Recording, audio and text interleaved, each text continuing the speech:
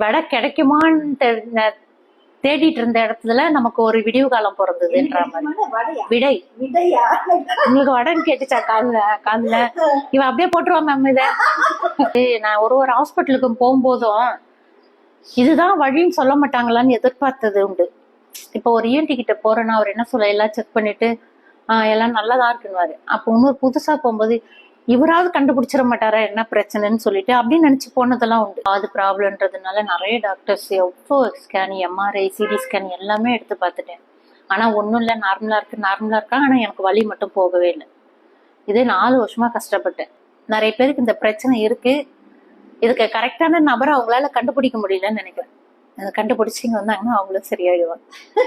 பெரிய வரப்பிரசாதம். அதாவது வலியால துடிச்சவங்களுக்கு தான் அதோட எஃபெக்ட் தெரியும்.